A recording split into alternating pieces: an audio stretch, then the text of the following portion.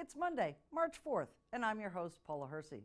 On Barnstable Today, Senator Sear joins us in studio for a Beacon Hill update. We learn more about the community by design in the east end of Hyannis, and it's time to start thinking about summer marketing. Municipal news and notes. Nomination papers for the fiscal year 2020 election of 2 3-year positions on the Hyannis Fire District Board of Commissioners are available at the district headquarters, Clerk's Office, 95 High School Extension Road, Hyannis.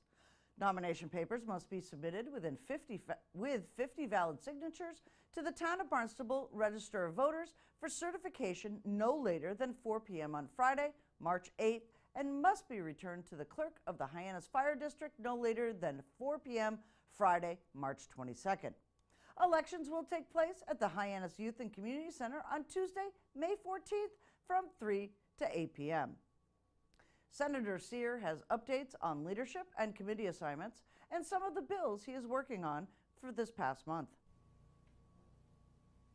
It's been a busy month up at Beacon Hill. With me today, Senator Julian Sear with his new appointments and his new committee chairs. Hi, Paula. Good to be with you. Good to be with you as well. Let's start off right off the first. Congratulations on your minority whip appointment. Majority whip. Majority whip. I'm sorry, majority whip. Thank you. So it's a real. So we're in the stage in the legislative session. The legislature is convened. We filed legislation, bills to start the session, and then the Senate President and the Speaker respectively make their committee assignments. And so I was appointed to the Senate President's leadership team, which is a really big honor and typically something that doesn't happen when you're a sophomore legislator, right? I'm in my second term. So I'm the Assistant Majority Whip. Basically, my job is to take the pulse, the temperature of the Democratic caucus on a whole list of issues. But I'm going to get to be in the room, helping to advise the Senate President and the rest of our team on the direction of the Senate. So it's very significant for Cape Cod. Representative Sarah Peak, who represents the Outer and Lower Cape, she again was appointed by the Speaker to leadership. So both Sarah and I, to have lawmakers from Cape Cod. Remember, we only have 8 lawmakers out of the 200 in Beacon Hill who represent Cape Cod, and to have of the 14 most sort of powerful positions in leadership on Beacon Hill, to have 2 of the 14 from the Cape is very significant for Barnstable and for the whole rest of the region. So hopefully this will allow us to, keep delivering results and good things to the region. With everyone in the Cape delegation, we've got a really remarkable collaborative delegation. So that appointment, I was also tasked with chairing the Joint Committee on Mental Health, Substance Use, and Recovery. This is a real critical issue, the opioid epidemic and broader addiction epidemics. Huge challenge here across the Commonwealth. If you look at the opioid epidemic, we've made progress, but if you look specifically at Barnstable County, we haven't seen as much progress here. A little stagnant. A lot of work that needs to be done. And also on the behavioral health and mental health side of this, this is a real important personal priority for the Senate President. She's spoken publicly about how her own family, her father struggled with mental illness. And so we're going to be taking a big bite and trying to really move the ball forward on mental health parity. Excellent. And talk a little bit more. You touched on one of your appointments for committees, but there were several others. Yes. So the mental health is busy. I am. Never been shy about doing work. So the Mental Health, Substance Use, and Recovery Committee, I chair that committee for the Senate. I'm the vice chair of the Housing Committee. Really critical. We expect that I'm really eager to get a housing production and zoning reform bill done, something that's real important for us here on Cape Cod. We haven't kept up with housing production. Housing is probably the biggest acute issue that folks who want to make a life here, wherever you are in the lifespan, right? Whether you're a young family or you're an older adult, the cost of housing and our out-of-whack real estate market here is just one of the biggest challenges we face. So having a seat on that committee as the vice chair is important. And then I have seats on all the healthcare committees, so the Public Health Committee, the Healthcare Financing Committee. If there's a healthcare issue, I'm going to get to have a say about it.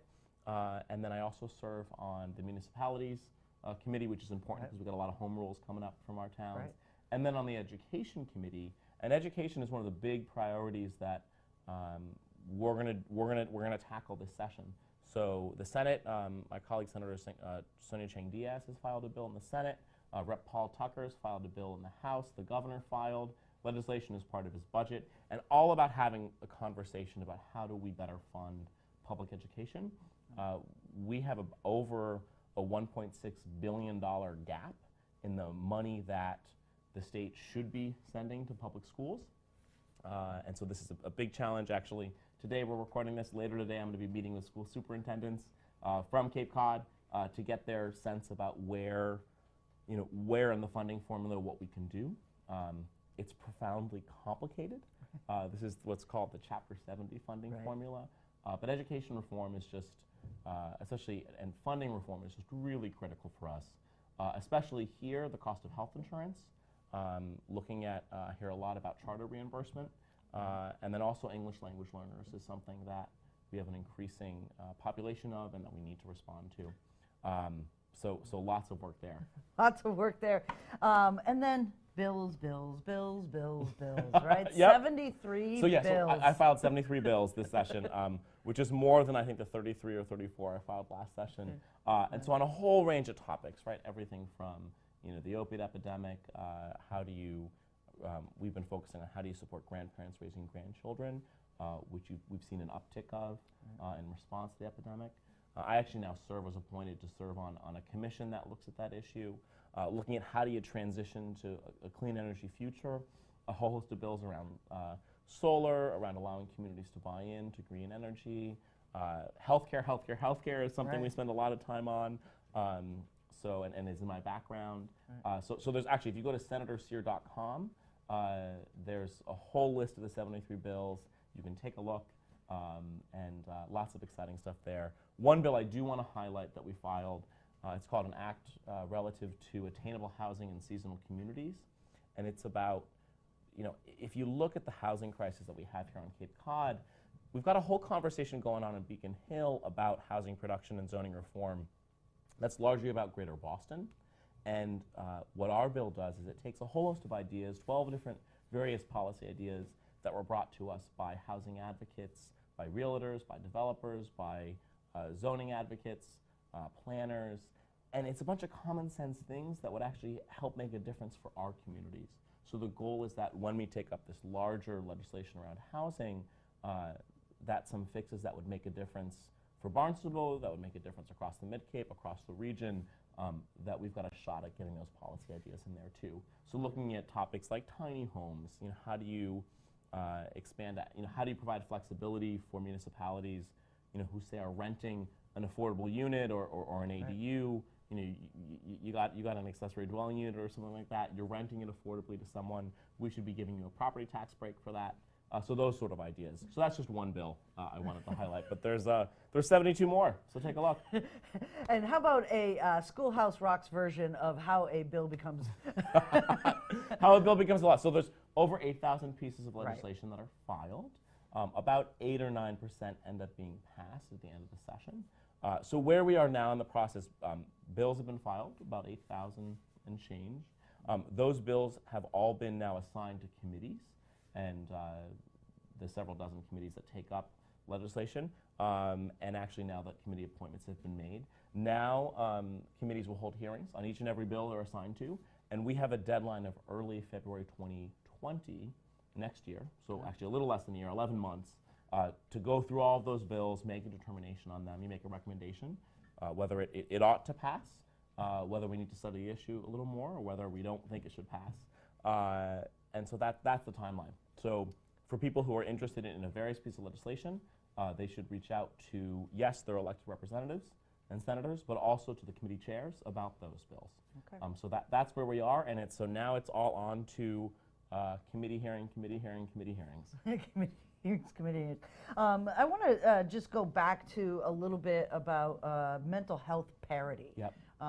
When we talk about healthcare, especially in this particular area, mental health parity really runs the gamut across the opioid crisis and a lot of the other host of problems that seem to be in our community. Yeah. So when you're talking parity, what does that mean? So what parity means is actually under existing federal and state law, insurance providers and the providers of if you're a provider who provides medical care, surgical care, and behavioral health, that you have to provide the same level of benefits, the same level of care for medical and surgical health care as you do for behavioral health care.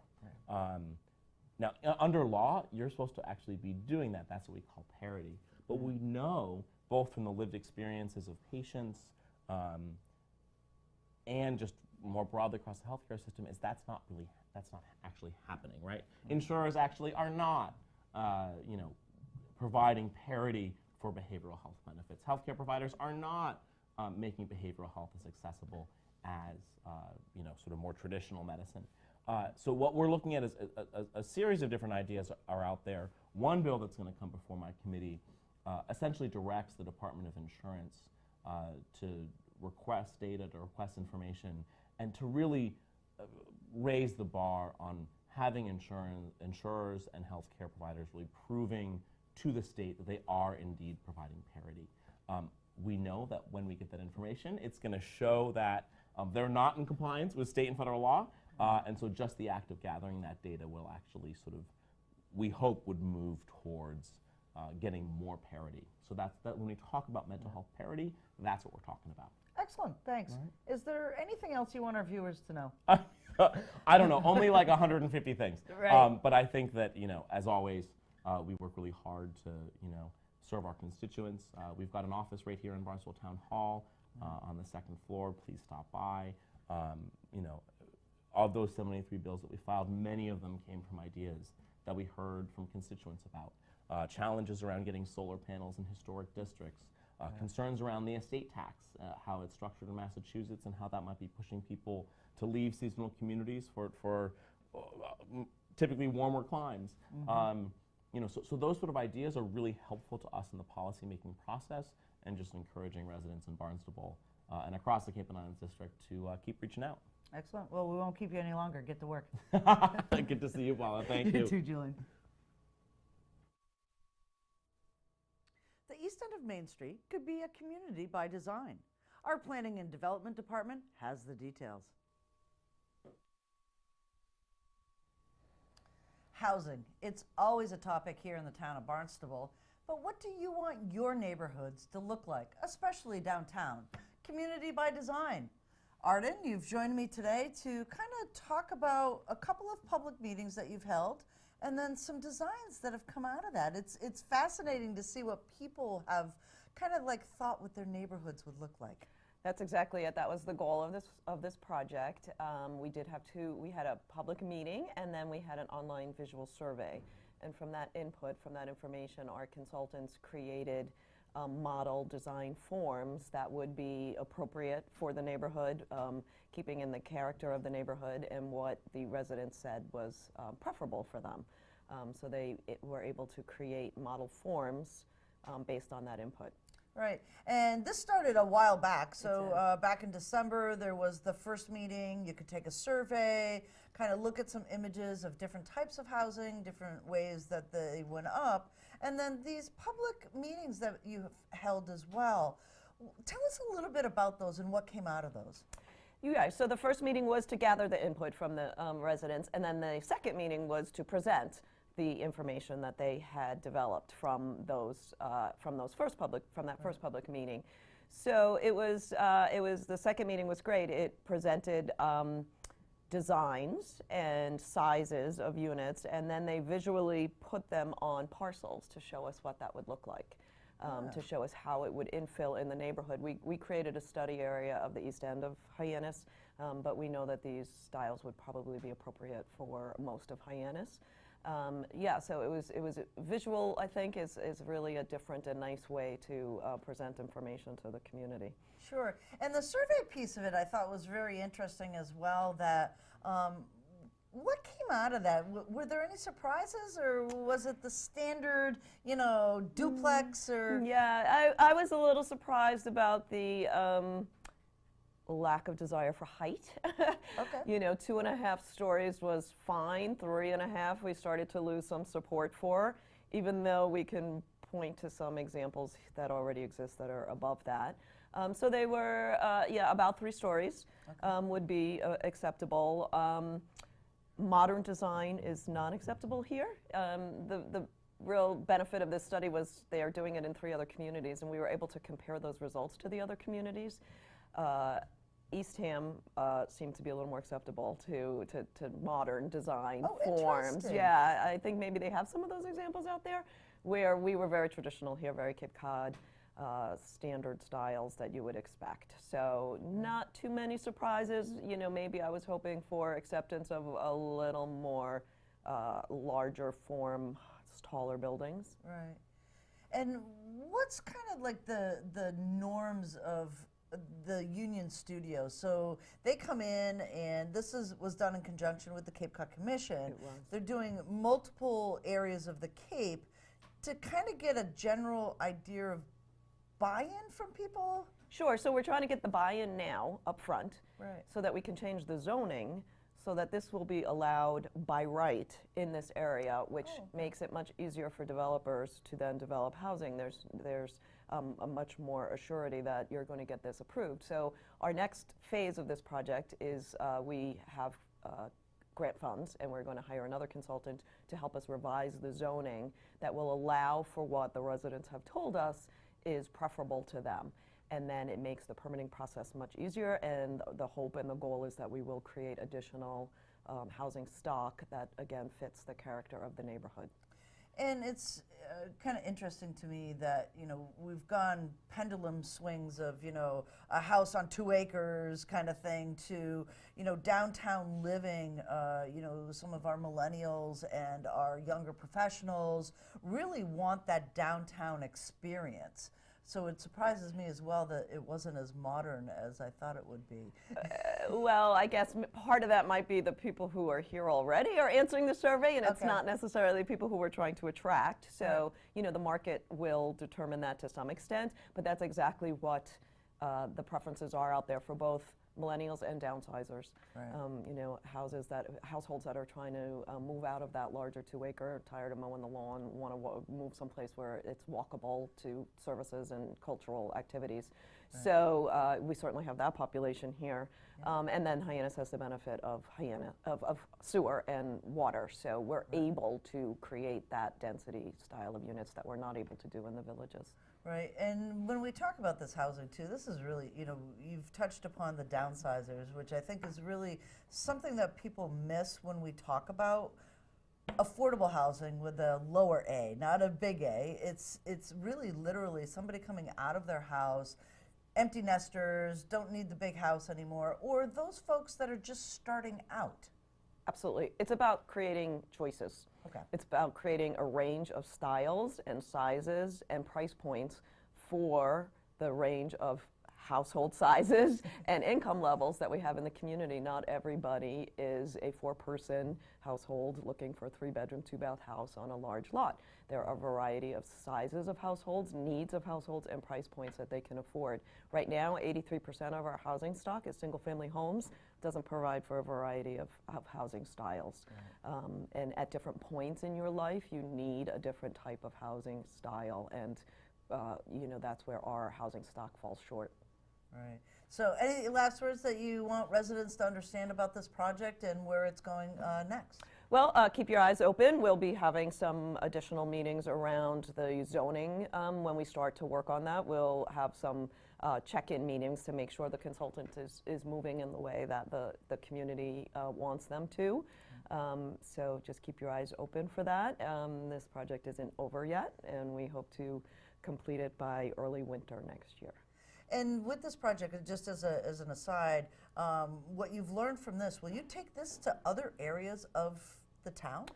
So we will take it to other areas of Hyannis. So the zoning change boundary is the growth incentive zone, which is downtown Hyannis, along with the contributing residential neighborhoods. Okay. Right now, that's the most appropriate place for this. As I said, the villages can't really accommodate the level of density because of the lack of infrastructure at this point, but it will definitely expand beyond the east end of Hyannis. Fascinating stuff. Great. Thanks so much, Arden. Thank you. Are you a business or organization that relies on a robust tourist season? Do you want to reach the thousands of visitors who pass through Bismore Park? Gateway greeter Grace Rogers has a program for you.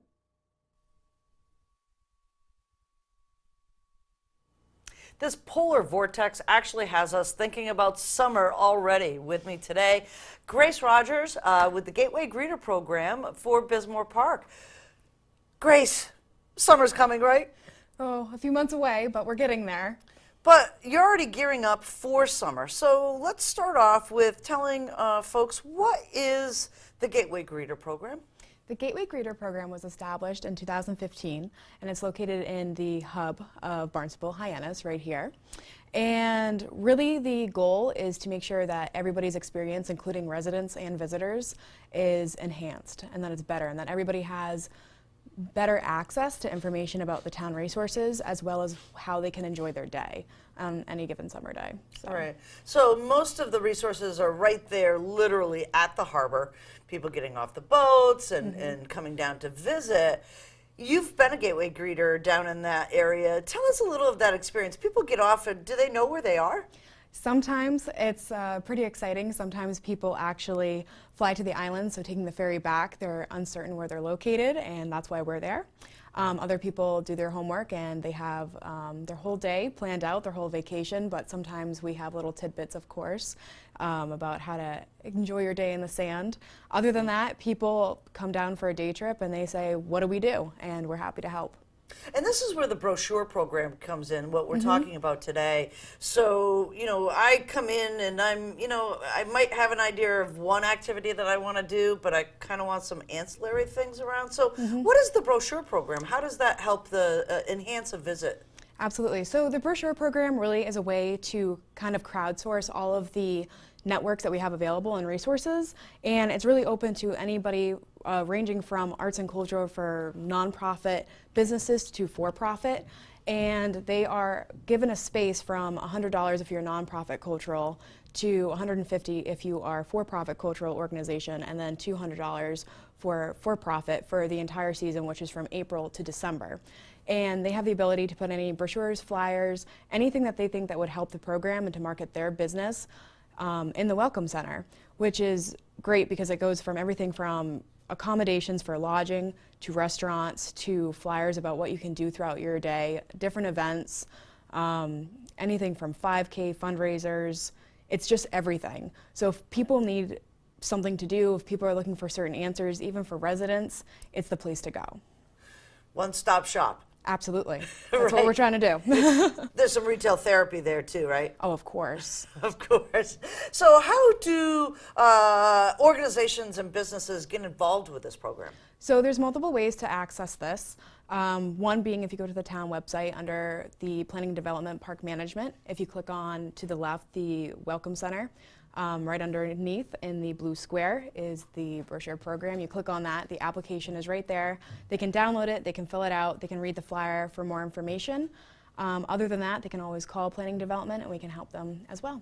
Right, so and this is a full printed, so people who do rack cards or trifolds or things like that, what if it's oversized? It doesn't always fit in that rack. So we do encourage trifolds only, your typical brochure that you can pick up, throw in your pocket, in your purse. We do have a few different racks for a full size, but we try to keep it to the average size brochure. Right. And do you have some deadlines on this? Because, yes, it is the winter, but it's going to come fast. Yes. Our deadline is right around April 16th. Okay. And do they have to provide a certain number of brochures to this, or is it a, 100 and done? Well, so the Welcome Center, we see over 20,000 plus visitors. Wow. So we always ask for 1,000 right off the bat to be printed. And then when we start running low, of course, doing inventory, we'll contact them for more. All right. Anything else you want to tell folks about the program or about the Welcome Center? We're just very happy. We can't wait for the summer season. And yeah, we just hope it gets warm soon. Exactly. Come summer soon. Thanks, Grace. Thank you. Here is a look at things to do, places to go, and people to meet. This Tuesday, March 5th, the Barnstable Police Department and Cape Cod Healthcare will be hosting a blood drive at the Hyannis Golf Course on Route 132 from 10 to 4 p.m. All donors receive a coupon valid for a complimentary bucket of range balls and will be entered into a raffle for a foursome of golf valid at Old Barnstable Fairgrounds or Hyannis Golf Course, a $400 value. What's donated here stays here. Now for a look at upcoming meetings for boards, commissions, and committees.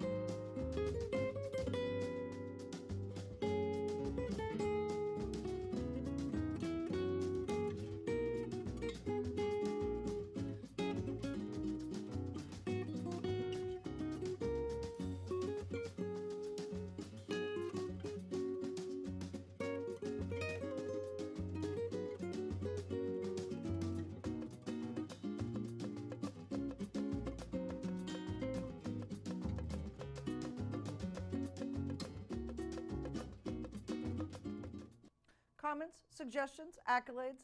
Connect with us on Facebook, Instagram, and now Twitter. Email us or send us an old-fashioned note by carrier pigeon. Channel 18 works. For you. I'm Paula Hersey, and thank you for watching Barnstable Today.